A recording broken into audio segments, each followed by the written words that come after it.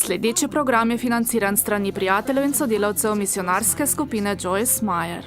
Če je kdorkoli zares resen glede tega, da želi zase dobro in da je zares zmagovalen kristjan, potem me prosim poslušajte, kaj bom povedala. Potrebovali boste eno stvar. Če te stvari ne boste opravili, potem ne bo delovalo nič drugega.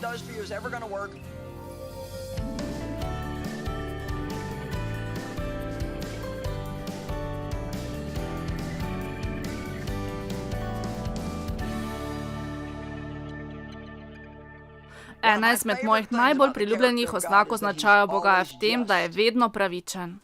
Življenje ni fer, ampak Bog je pravičen. Amen. Ne verjamem, da Bog hoče, da bi vi bili ranjeni in tako živeli. Niti ne verjamem, da Bog hoče, da bi ozdraveli in živeli zdravo. Mislim, da On hoče, da naredimo tretji korak in to je, da smo pripravljeni pomagati še drugim ljudem. Če zares hočete razjeziti hudiča in ga pripraviti v to, da vam povrne vse, kar vam je hudega storil, potem recite, ne bom vse življenje živel ranjen, pridobil si bom svoje ozdravljenje, ampak ne bom se ostavil tam, ne bom samo posedal okrog in se veselil svojega dobrega občutka ozdravljenja. Svoje življenje bom posvetil pomoči drugim ljudem in uresničil to, da kar je Bog storil zame, lahko stori tudi za kogarkoli drugega. Veste, da lahko končate generacijsko opustošenje,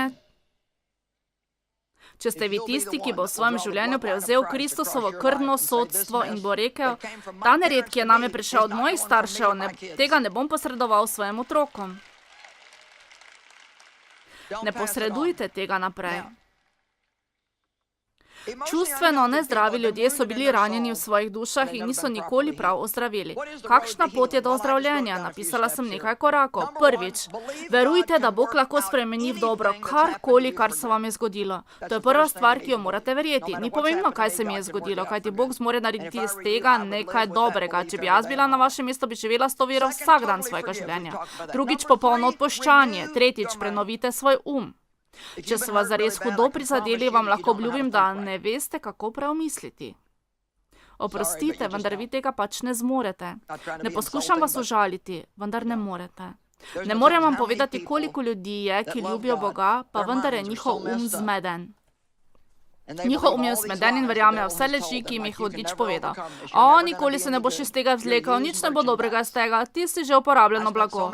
Toliko let svojega življenja sem živela tako, da sem se odzivala na stvari z sramom. Ni me bilo sram samo tega, kar mi je moj oče storil, ampak da me je bilo sram, da je on to napravil. Neprestano je v moji glavi odmevala samo ena pesem, pokvarjena plošča. Kaj je narobe z mano, kaj je narobe z mano, kaj je narobe z mano, ali ste že slišali? Zakaj nisem kot drugi ljudje, kaj je narobe z mano, kaj je narobe z mano, kaj je narobe z mano. Veste kaj? Sedaj nikoli več ne slišim te pesmi. Amen. Prenovite svoj Naj vam nekaj povem, ko prenavljate svoj to je delo. Po resnici vam povem, če hočete biti zares goreči in zmagoslavni kristjani, zares osvajalni kristjani, ki jih Bog lahko uporabi, potem je potrebno za to nekaj dela in priprav. Vi že veste, da smo odrešeni po milosti in vse, kar pride, nastopi po milosti, vendar milost ni na noben način nasprotje našega lastnega prizadevanja. Nasprotje milosti je dobiček. Ko nekaj delamo ali se za nekaj trudimo, mislimo, da smo pri Bogu sedaj bolj vredni nečesa, ampak pri Bogu si ne moremo ničesar zaslužiti, vendar pa se trudimo, da bi bili vse to, kar On hoče, da bi bili, zaradi tega, kar je On že storil za nas. Jaz se trudim vsak dan in vlagam svoj napor. Vsak dan si izborim ta čas, ki ga posvetim Bogu. Vsak dan vzgajam svoj in se discipliniram. Vsak dan moram disciplinirati svoj jezik. Dajte, no. Vsak dan moram biti pripravljena, da ne živim v jezi. Vsak dan, vsak posamezen dan, prav vsak dan. Seveda, vsake toliko časa sem sama doma, samo jaz in moj pes, veste, nisem še uspela, nisem se mogla potruditi, vendar, dragi moji.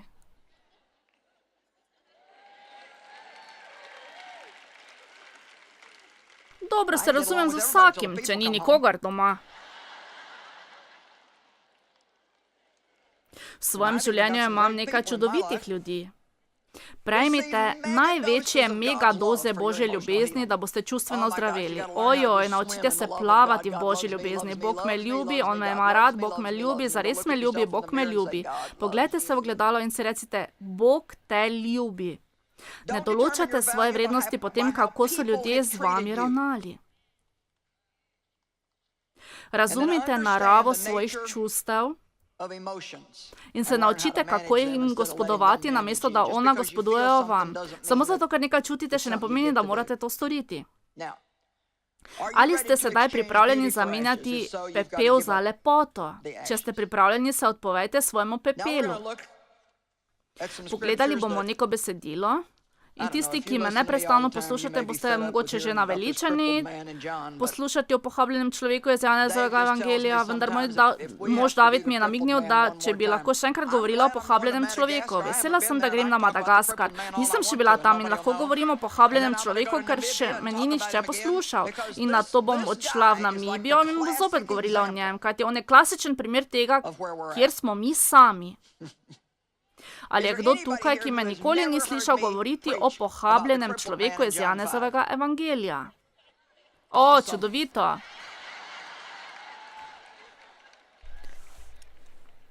David mi je rekel, en dan lahko posvetiš samo temu pohabljenemu človeku. Rekel je, ti to zmoreš.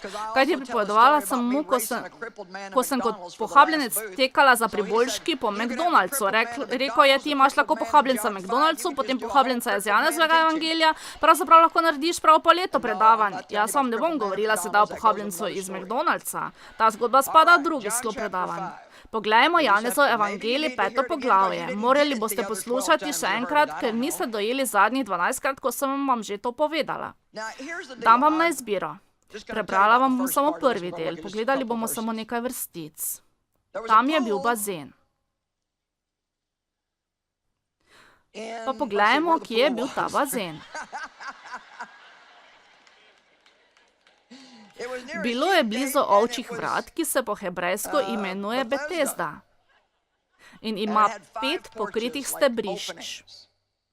Tako da lahko prideš do bazena, moraš preko teh stebrišč.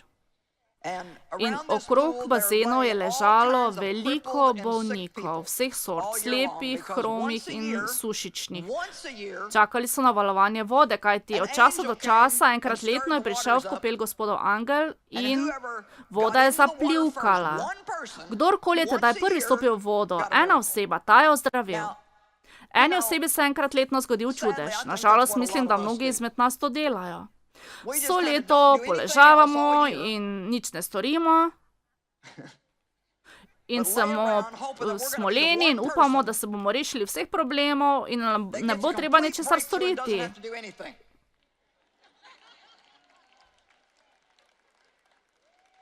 O, da, tokrat me boste razumeli. Verjamem, da boste razumeli. 5. vrstica. Med njimi je bil tudi človek, ki je imel globoko zakoreninjeno bolezen že 38 let. Naj vas nekaj vprašam, kako dolgo že živite v tej zmešnjavi? Jezus ga je videl, kako leži tam in ker je vedel, da je že dolgo bolan, mu je rekel.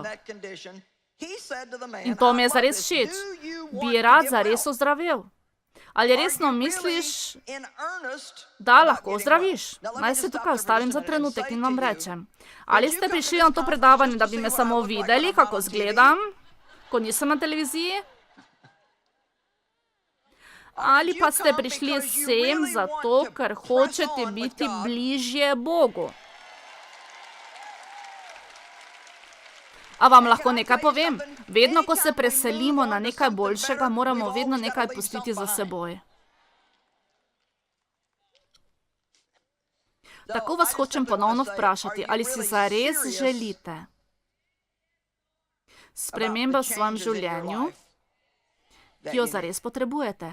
Ali ste pripravljeni, da se spremenite, namesto da bi hoteli, da bi Bog spremenil vse posameznika okoli vas, zato da bi vi imeli boljše življenje?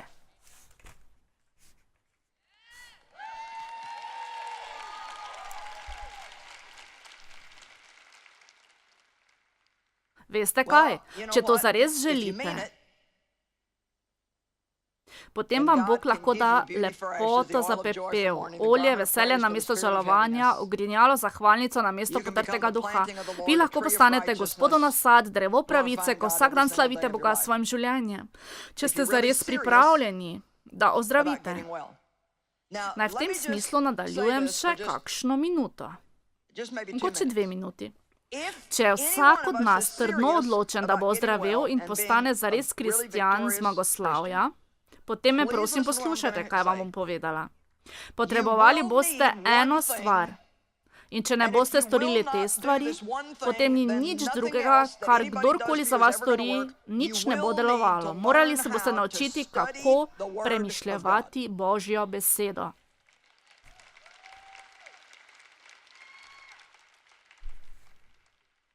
Ne verjamem, da bi lahko imeli zmago, če bi vas vsak dan hranila le po žlički. Vesela sem in hvaležna, da se veselite mojega televizijskega programa vsak dan. Zelo sem vesela, da ste prišli na to predavanje, vendar vam povem, vi potrebujete svoj osebni čas za študiranje, premišljevanje in meditiranje Svetega pisma. Potrebujete svoje zapiske in Svetega duha, kajti jaz učim, Sveti duh pa je učitelj.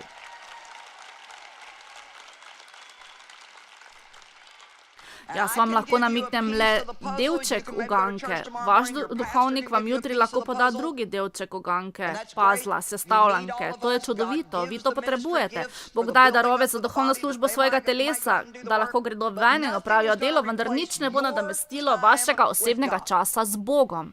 Če ste me vprašali, kaj je tista stvar, ki jo počnem, da verujem. Če bi lahko rekla, da je kaj takšnega, kar mi pomaga, biti takšna oseba, kot sem in delati to, kar počnem, moram reči, da je to moj dnevno določen čas zjutraj, ki ga preživim z Bogom. Ne bom rekla, da se vsak dan zgodi nekaj presenetljivega, spektakularnega ali nenavadnega. Rekla bi, da je večina dnevov neverjetno vsakdanjih. Vendar vam bom povedala to, kaj verujem in to verjamem vsem svojim srcem.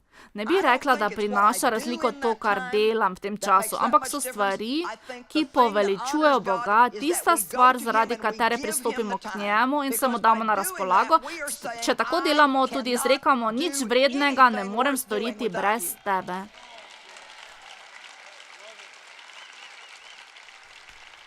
Vsaka oseba, ki je preveč zaposlena, da bi posvetila svoj čas Bogu, je tudi preveč zaposlena s tem, da ne prenaša nobenih dobrih sadov v svojem življenju.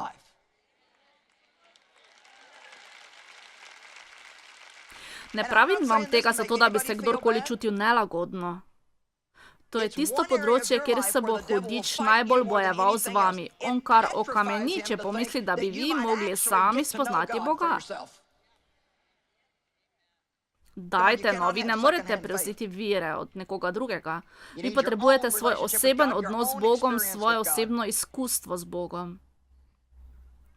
Med njimi je bil tudi človek s trdovratno boleznijo, ki ga je mučila že 38 let. Ko ga je Jezus videl, da tam leži, je rekel, ali zares hočeš, da ozdraviš? Bolnik mu je odgovoril, Gospod. Kako rada imam ta citat. Gospod, nikogar nimam, ki bi me dal v kopel, ko voda zaplivka. Medtem, ko grem tja, se spusti pred menoj nekdo drug.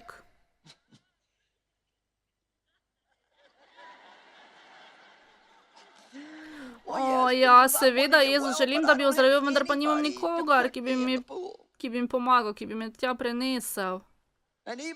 In tudi, ko poskušam, me vedno nekdo prehiti. Veste kaj? Jezus ni rekel, ti bogi, bogi, bogi, naj bo blagoslovljeno tvoje majhno srce. Seveda. Jezus mu je rekel, 8. vrstica, vstani!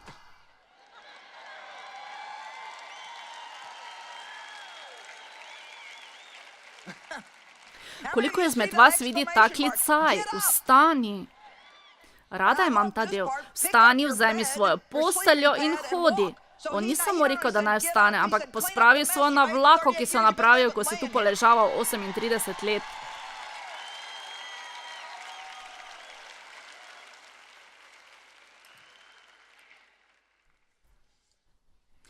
Ne moremo se kar naprej smiliti sami sebi in si misliti, da nam je svet nekaj dolžan. Vsa ta drža, miselnost sodobnega človeka, da je upravičen do določenih koristi. To ni samo strašno, ampak je že tako nevarno. Nihče mi ničesar ne dolguje. Ni krivda nekoga drugega, da me je moj oče zlorabljal in njim ni treba povrniti. Bog mi bo povrnil dvojno za tisto, kar sem izgubila, dvojno.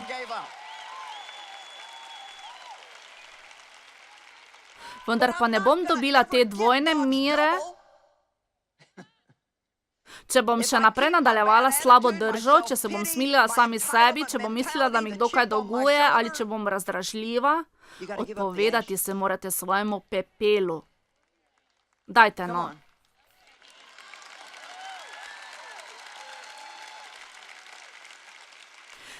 Veste, če sem čisto odkrita, ko ste ranjeni zelo dolgo časa, se v vas naseli omrtvičenost.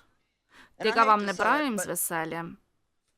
Vendar včasih, ko takole predavam, lahko pogledam po publiki in vam lahko odkrito povem, kdo to razume in kdo ne.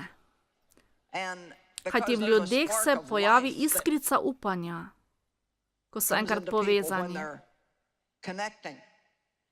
Vendar pa so včasih ljudje tako zelo ranjeni in tako zelo dolgo, da so samo kot...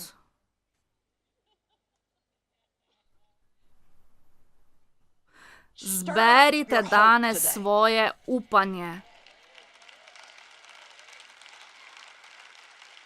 Bog poskuša razsvetliti majhno iskrico upanja v vaši notranjosti. Upanje je veselo pričakovanje, da se bo nekaj lepega zgodilo. Nadaljujte v tej smeri. To si vam drznem reči, da bi imeli vsaj majhno iskrico upanja. Če je vera v velikosti gorčičnega zrna, lahko premika gore. Nadaljujte v tej smeri in razjezite hudiča, ko izgovarjate. Ponavljajte glasno, nekaj dobrega se bo zgodilo v mojem življenju. Amen.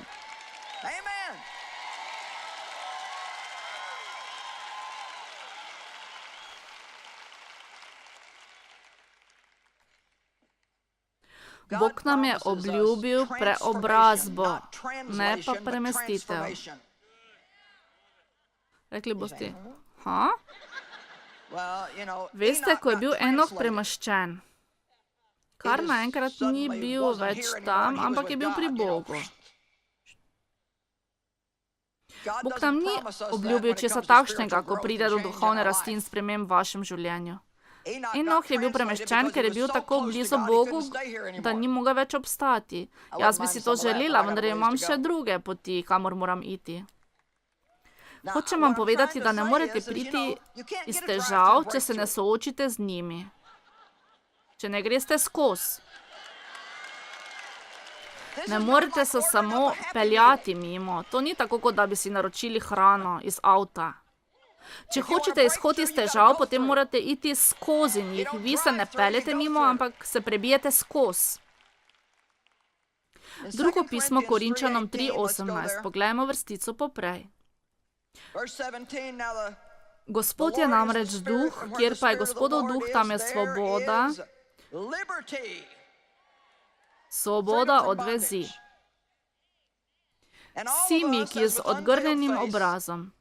In veste, da je tukaj veliko sporočilo. Osnovna nit je ta, da moramo Božjo besedo brati z očali milosti. Ne moremo je brati kot zakonik. Tudi ko je Mojzes sprejel zakone, so te zapovedi pustile na njegovem obrazu takšno slavo, da si je moral pokriti obraz. Žarel je. Bog sedaj pravi, če hočete stopiti v novo zavezo, ki sem vam jo dal, zavezo milosti, morate biti pazljivi, da ne berete z besedami, jaz pa to moram. Bolje, da berete z naslednjem smislu, kako čudovito, napotil se bom k temu in bom videl, kaj se bo zgodilo v mojem življenju.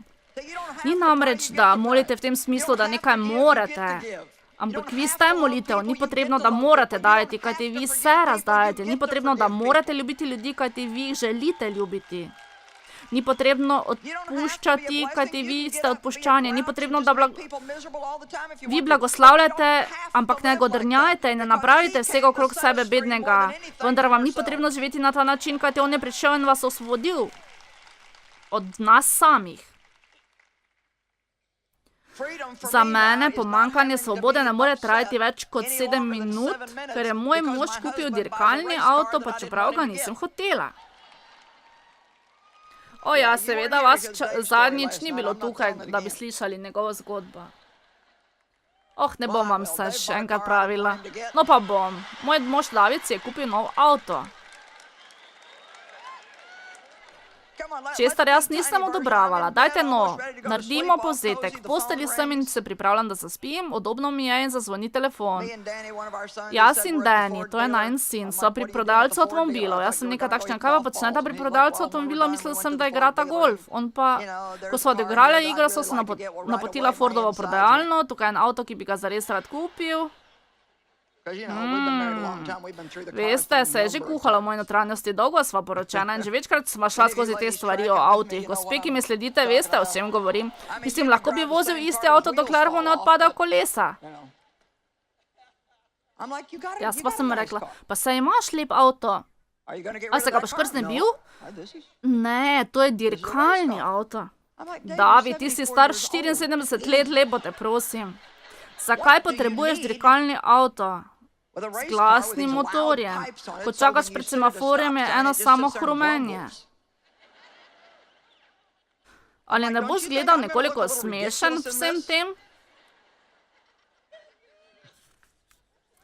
No, če vam na kratko povem, je bilo zares očitno, da hoče imeti ta avto. In veliko prej sem se že naučila, da ni nič vrednega, da bi se prepirala z njim o tem. Nimam več energije, da bi se jezila. A je še kdo tukaj? Kdo izmed vas nima moči, da bi se še jezil o nečem, česar ne moreš spremeniti? Vendar pa je nekoliko nadležno, da nekdo dela nekaj, kar ti ne odobravaš in ti v opravičilo pomoli citat iz Svetega pisma. Veste, težava je bila v tem, da nisva imela prostora v garaži, da bi ga parkirala. Razmišljala sem o tem, kje ga bo parkiral. Poklicala sem ga nazaj in vprašala, kje pa boš parkiral? Rekel je, mogoče se lahko znebiš ti svojega starega avta. No, ne sliši se preslabo, ker ga skoraj dan nisem uporabljala. Imela sem ga 7 let in se napravila le 16.000 kilometrov. David mi ga je kupil in to je zares ženski avto. Veste, zadnji 2 leti sem neprestano govorila, da bi rada prodala ta avto, vendar je on vztrajal, naj ga obdržim. Vztrajal je, da je to moj avto in naj ga, kar imam, naj ga obdržim. Ko pa mi je namignil, da naj mu odstopim parkirni prostor, tako da prodam svoj avto, pa sem rekla, čakaj malo. Mislila sem, da nočeš, da bi prodala svoj avto. Že večkrat sva govorila o tem. Rekel je, no, knjiga Pridigar pravi, da je čas za vsako stvar. No, a lahko kakšna gospa reče Davidu, buuu?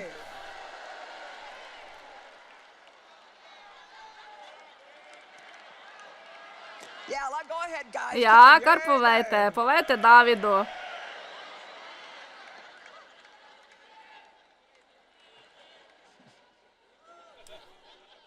No prav, zresnimo se. Bodite zopet duhovni. Tu je ta stvar, tu je svoboda. Da mi ni potrebno, da se jezim. Ni potrebno poskušati nadzorovati položaja, ki ga tako ali tako ne morem nadzorovati. Lahko ni po mojem in sem še vedno srečna. Dajte no, nisem več zlomljena.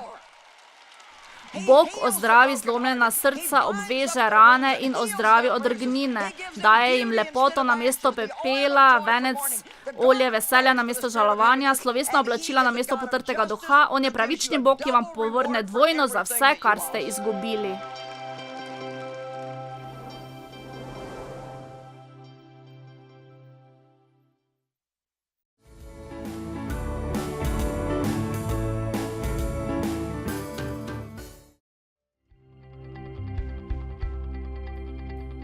Predvajana oddaja je bila plačana s strani prijateljev in sodelavcev misionarske skupine Joyce Meyer.